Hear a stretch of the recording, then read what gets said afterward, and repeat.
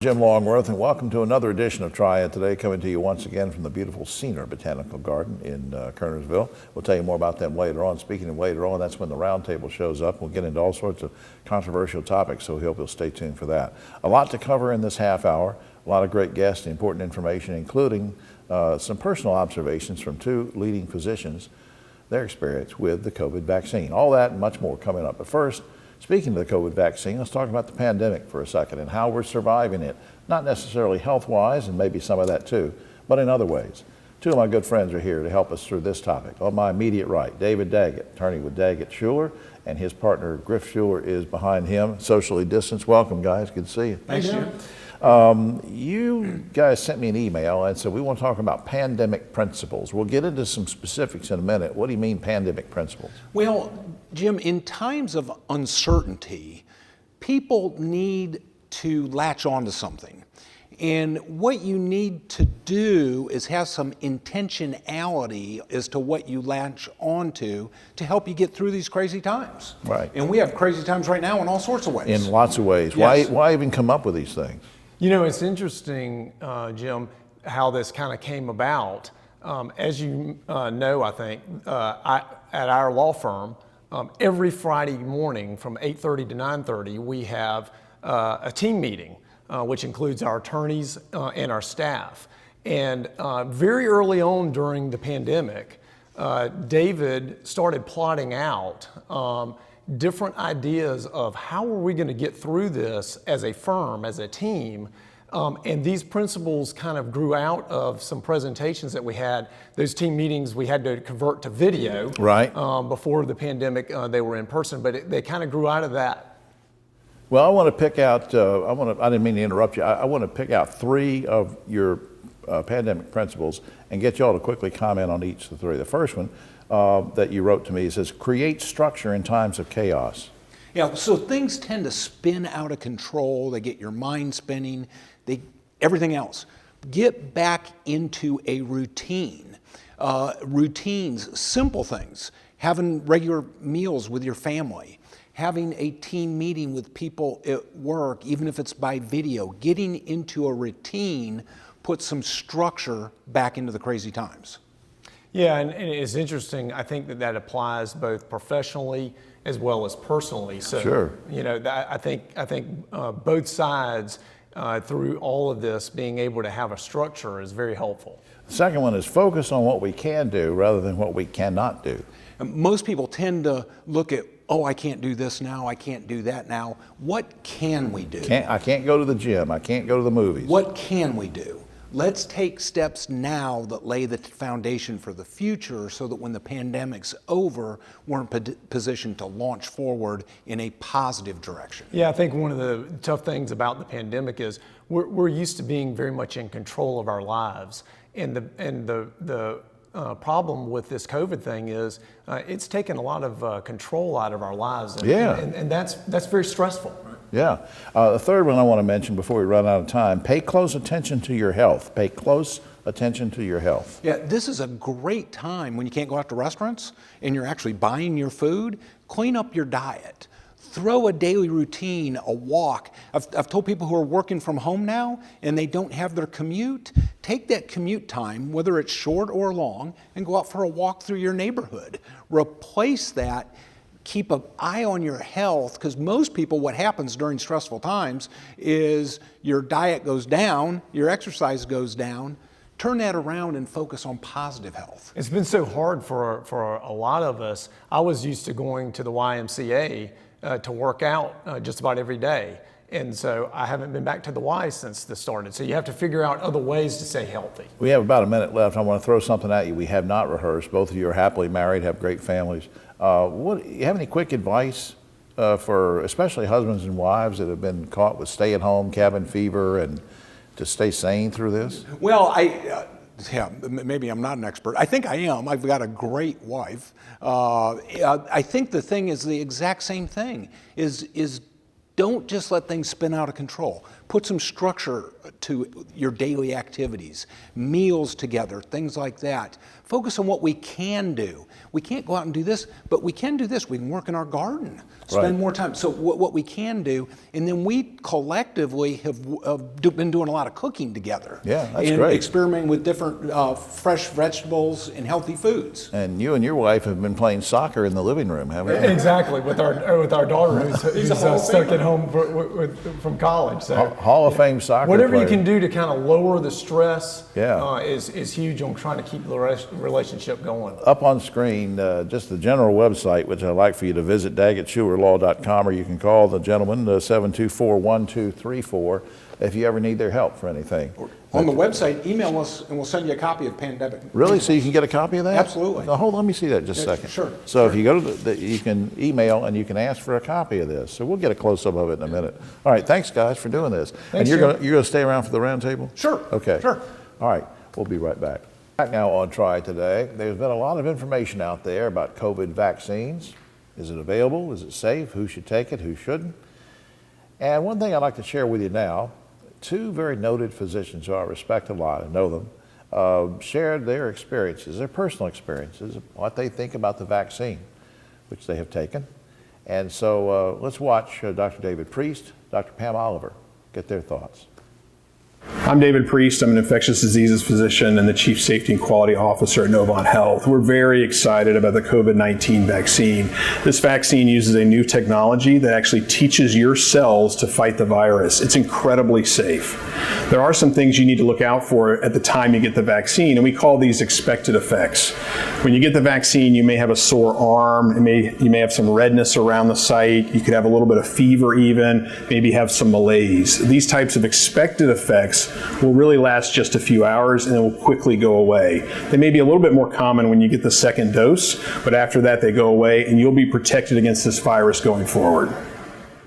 I'm Dr. Pam Oliver, obstetrician gynecologist and president of the Novant Health Physician Network. This is truly a historic day, and it was important for me to be here with our teams today, cheering them on, but also letting them know how much confidence I have in this vaccine and in our efforts to start moving towards healing. I've committed my life and my career to taking care of patients, to taking care of our entire community. And so it pains me to see the devastation that COVID-19 has had on all aspects of our community and our lives. And it pains me to see how tired, overwhelmed our teams are.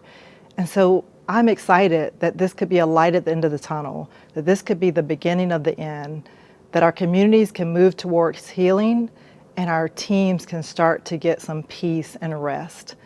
So I am praying that our entire community embraces this vaccine so that we can get back to normal and stop the spread. I want our communities to know that it is normal and okay to question. And I know there's a lot of skepticism about this vaccine, and for good reason. It is unprecedented and historic in lots of ways, but especially for the African American community, I want us to know that it is important to put our past in perspective so that it frames how we move forward, but not let it get in the way of progress. And our communities are being devastated by this virus, and we really need to embrace this vaccine and trust those who look like me, look like you, who've been part of this vaccine development, who have critically evaluated all of the data, and can truly tell you that we trust this vaccine to help us heal, and that we need you and want you to embrace getting vaccinated so our communities can begin to get back to something that's more normal and healthy. I got the COVID-19 vaccine because I know what it means for our communities and for the safety of myself and my family. This pandemic has had a devastating effect on so many people, and it's had a devastating effect on my family. I haven't been able to see my mother in a year. She has a history of cancer, and thankfully she's gotten through all the treatments, but I didn't want to run the risk of her getting COVID-19 from me when I went to visit her. So I've decided to stay away. And so when I heard it was my turn to get the COVID-19 vaccine, I was incredibly excited about that because I knew what it meant in terms of keeping her safe. I'll be very excited to get the second dose coming up. And I'm very excited for what the COVID-19 vaccine means for the safety of our communities. Well, my thanks to Dr. David Priest, Dr. Pam Oliver for sharing their personal observations about the safety and availability of the COVID-19 vaccine. Up on screen, website I hope you'll check out, www.novonthealth.org for the radio listening audience. Again, novonthealth.org. We'll be right back. On Triad Today, I'm always glad when we can steal away a few minutes of time from a man who has so much to do, so much responsibility, and doing a great job at it. Next to me, our good friend, Sheriff Bobby Kimbrough of Forsyth County. Welcome back to the show. Good to see you, my friend. I want to ask you about something maybe different from your job. I want to talk about your connection to Carolina University in just a second. But to start off, I don't think I've ever asked you on camera what led you to a career in law enforcement.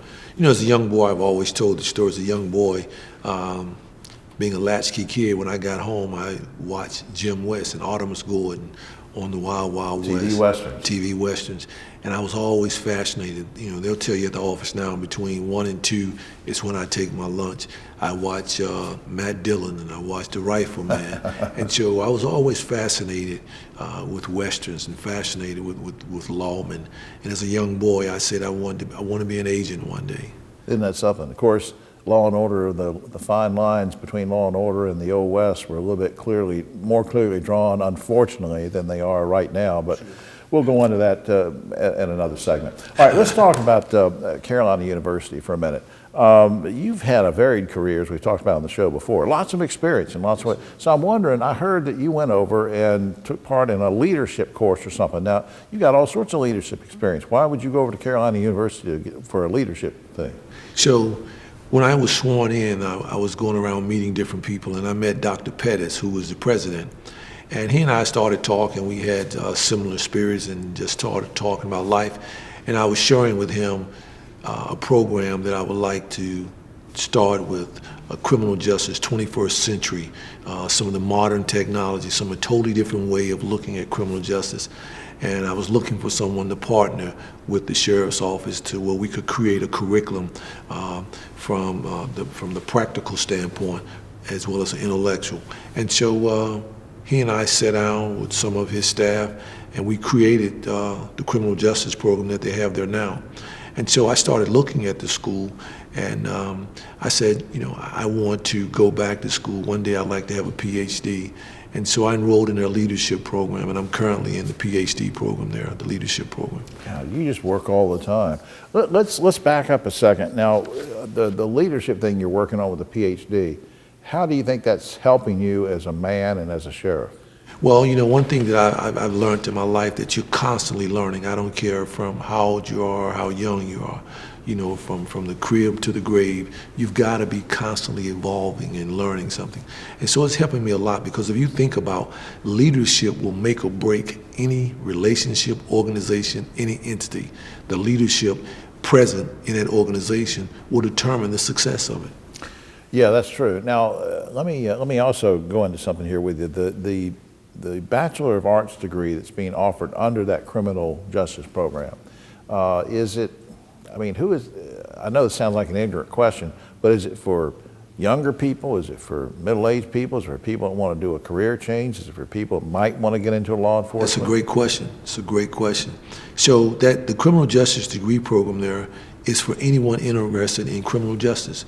And I say this because it's the only degree program where it give you credit for 1 year of actual work experience. So let's say you're a guy that has been in law enforcement for years, you've been to BLET, you've graduated, you've been working in law enforcement. They give you credit for 1 year. So now you get that 4-year degree in 3 years. Wow. And so you think about that. If you've been working in a profession for 20 years, you know some things that someone that's starting in it does not know, and you should be given credit for it. So the degree program there has grown.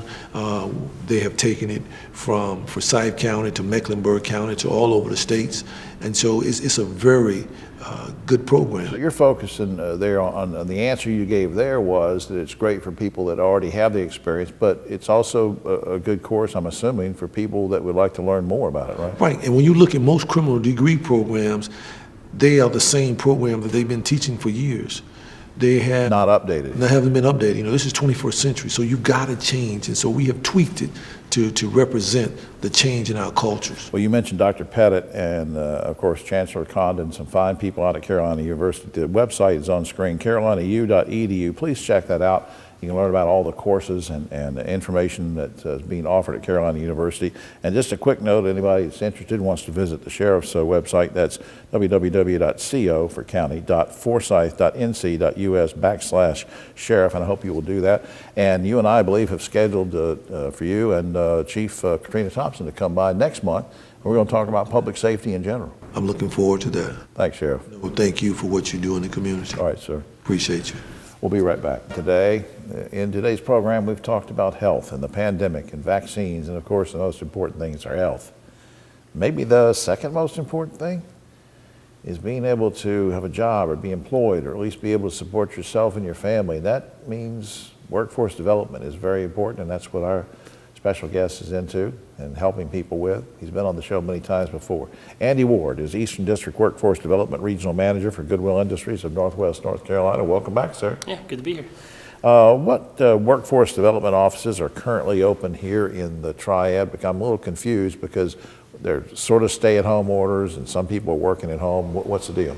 Yeah, so all of our centers are open across our territory, and here in the Triad, that would specifically mean our University Parkway, Peters Creek location, and then also the Prosperity Center over off of Waughtown Street. All right, so you're up and running, the offices are open. What kind of services are you able to offer now? Right. Yeah, so all of the services we've offered in the past, those are up and running. There are some virtual options to some of those, but yeah, you name it, our ability services, access center, Edge, Career Connections, Project Reentry, down the whole list, and then also our partnership with NC Works. All that's functioning out of those buildings. And your mission overall, and we've talked about this before, is you're just trying to get some people back into the workforce, some people maybe changing careers or whatever, but you've got a sort of a varied mission, right?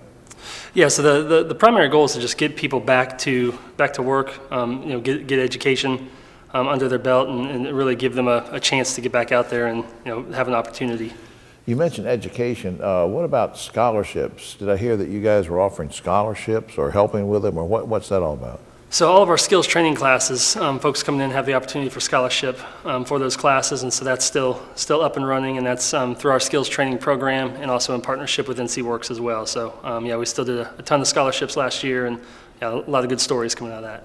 Now, and these are scholarships to be able to take the skills training Yes, sir. courses, right? Yes, sir. So that you're ready and you can go into a job ready to go from day one.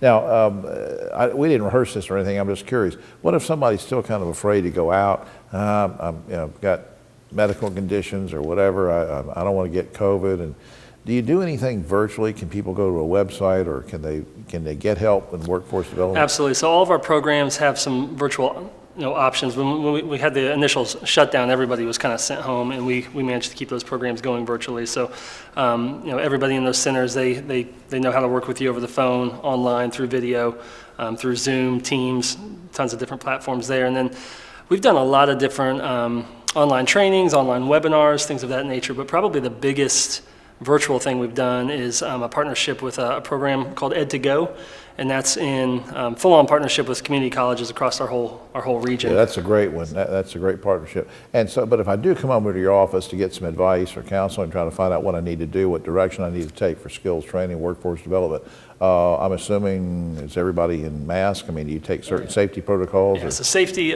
our mission's our number one protocol, or our number one focus, but safety is right there with it. And so, yeah, nobody comes in the building without a mask. Once you're in the building, that mask has to be on at all times, whether you're there for 30 minutes or there all day. Everybody coming in has to do a safety health check daily to make sure, answer specific questions. And then in the building, 6 foot or more distancing is everywhere. So like in a classroom that used to hold 16 folks, now there's 8. Well, I and got everybody's you. distance. Doing Same with our career half centers. capacity and that kind of thing. Yep. Before we run out of time, let me just ask you, we try to remind everybody every month when we're talking about Goodwill Industries why it's so important for people to keep donating household items and clothing and going and dropping things off. People say, well, what does that have to do with what Andy's talking about? Andy's talking about helping people get jobs. Why is it important for me to keep donating? So donations and shopping in the store, that's the lifeblood of our business. Without that, the mission doesn't happen. So roughly 90% of every dollar that's spent in the store goes back to help fund that mission. And so, folks in the area have just been amazing with the support over the last year. Donations have been great. People continue to shop, and so because of that, that mission is very much alive and well. Yeah, I just think that's great. And we still have high unemployment. We still have a lot of problems. And so it is important. Keep donating items. Those items are then taken to the Goodwill store. And when you go in and buy things there, as Andy said, the proceeds go to help with workforce development. So it comes all around, full circle, in keeping people employed. Up on the screen, careersbygoodwill.org is one website you might want to check out, careersbygoodwill.org. And goodwillnwnc.org is the general website. Andy, thanks for everything you do. Yeah, thanks for having us here. All right. Appreciate it. We'll be right back. Now on Triad Today, just about time for the roundtable, but another shout out to Adrienne Rothling and her team here at the Senior Botanical Garden. Please visit seniorbotanicalgarden.org. Better yet, visit the garden. It's a beautiful place. We thank them for their hospitality. Hope you'll also pick up your copy of Yes Weekly. And don't yell at me if you don't like it. My column, that is. All right, let's get to the roundtable. On my right, but always the political left, Ogie Overman, the great broadcaster and journalist. Back behind him, we have persuaded David Daggett to stay over for us from his previous segment, of course, with Daggett Schuler. And rounding out the group and socially distanced back there, our friend Keith Granberry, founder of Helping Hands Consultants. Guys, the tragedy that occurred with the insurrection at the Capitol last week happened just after we taped. We taped the show on Wednesday. It happened after that, so we didn't get a chance to talk about it. I want to spend a couple minutes on this real quickly, though, and go around the horn. Ogie, I'll start with you. Who or whom, however you want to say it, is to blame? A person, persons, give me your blame thing. Of course, it all goes back to Trump, but he had a lot of enablers over the years. There's everybody, all the Republicans in the Congress have known he was a partner to the devil for 5 years. But everybody on that stage that day needs to be criminally charged. Rudy, Trump Jr., that goomer from Alabama, whoever he was, Cruz the night before in Georgia. Enablers. All of these guys were incite to riot. Inciting language. David Daggett, I want to ask you about what's going to happen with sentencing in a second. But first question to you is, this thing about people are starting to be fired from their jobs if they've been identified as having been one of the insurgents. Is that legal? Will that kind of firing stand? So there's different laws in different states. Employment laws are state by state. In North Carolina, we are an employment by will state, and I can fire you for any reason. Without cause? Without cause. I don't like your hairdo, I don't like your socks, as long as it's not race, religion, sex, protected areas. Some states you have a right to peaceful protest if it doesn't reflect negatively on the organization. I believe most states, if you're in the middle of a criminal offense, you can be fired for that. So North Carolina, for any reason, I think most states you can be discharged for what happened during this. Right. Now, very quickly, I know that there's federal laws on sedition. I think the maximum now is a 6-year prison sentence. We don't have to get into that, but 10 or 15 seconds on this, David. There's so many things that happened, so many things that were laws that were broken. What kind of sentencing are we looking at? So what prosecutors are going to do is they're going to go down the list of charges. You usually go for the most severe. The most severe, I believe, is 20 years right now that they're investigating. But they're going to go through the list and they're going to charge everybody with the maximum that they can get that individual on. Okay. Keith, no military presence, no National Guard, nobody to stop the insurgents. But only weeks and weeks ago, peaceful Black Lives Matter protests were bullied, tear gassed. What's going on? What's going on? We know what's going on. I mean, the racial inequality of this whole incident is appalling. I mean, I'm furious. I mean, think about it. The police, many of the Capitol Police allow them to walk into the building. You're taking pictures with people. Let's start with, you're not even supposed to be in the Capitol in the first place. Everyone that walked in that Capitol should be charged with something. It's incredible. And if Black Lives Matter would have walked up those steps, there would have been hundreds of people injured, murdered, and to have zip ties. And we still are having people discuss why they want to have unity and allow this administration to leave peacefully when you had people walking around with zip ties saying, hang a vice president. How's that possible? Yeah, it's horrible, and I wish we could do a whole half hour on this. The four of us are angry about what happened. I want to say I agree, but it doesn't matter where you're on the political spectrum. No, this is wrong. It is what it is. Keith is exactly right. Right. And, The Democrat, Republican, it's just wrong. I mean, but we do know that if Black Lives Matters would have been going into that Capitol, that there would have been a different National response, Guard because would have been the there, yeah. response that they had when Black Lives Matters was in town was a different response. Well, the National Guard was already there. They call this just about all white group that broke in, the insurgents. I call them white trash cowards. That's how I see it. All right, given the obscene amounts of money spent on political campaigns last year, do you think President Biden and his new Democratic-controlled legislature, very quickly, guys, you think they'll try to overturn Citizens United, maybe even go so far as to do free ads for TV for candidates? Well, if we're ever going to have any kind of meaningful change in this country, Citizens United's got to go. David? yeah, I think you have to get away from grouped up money with you don't know who's giving it. It should be individuals. I believe we still ought to be able to raise money from campaigns. We can raise a lot of money, but you ought to be able to see who it's coming from, not aggregate it from some blind source. Right. Keith? That's not going to happen. It's too much. You want it to happen, but it's not going Yeah, to happen. it's not going to happen. It's right. just not going to happen. All right. As Biden's team prepares to make vaccines more available, a hospital-based pharmacist in Wisconsin deliberately destroyed 500 doses of COVID vaccine. Since those doses could have saved lives, should that man be charged with attempted murder? Quickly, Ogie. Why did he throw them away? Some kind of belief. I don't know what his deal was. Well, he's got to be charged with something. they're still Clearly, he's got to investigating. lose his job, be charged with something, not attempted murder. It's not attempted murder, but he should be charged to the full extent of the law for the crime he committed. Keith?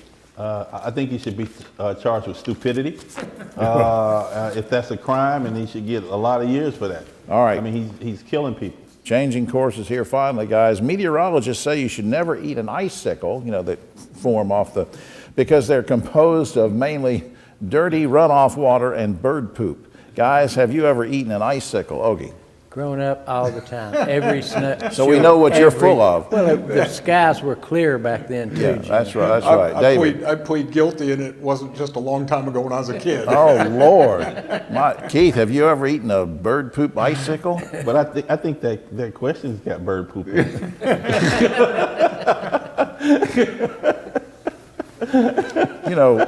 This editorial comment was brought to you by Keith Cranberry.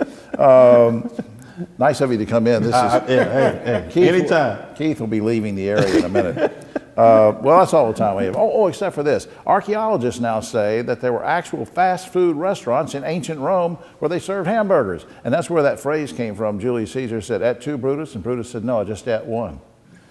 See, it's an old, it's a burger. There's that bird poop again. That was not bird poop. I did not say anything with bird poop in it. For all of us here, try it today. I'm Jim Longworth. We'll see you next week.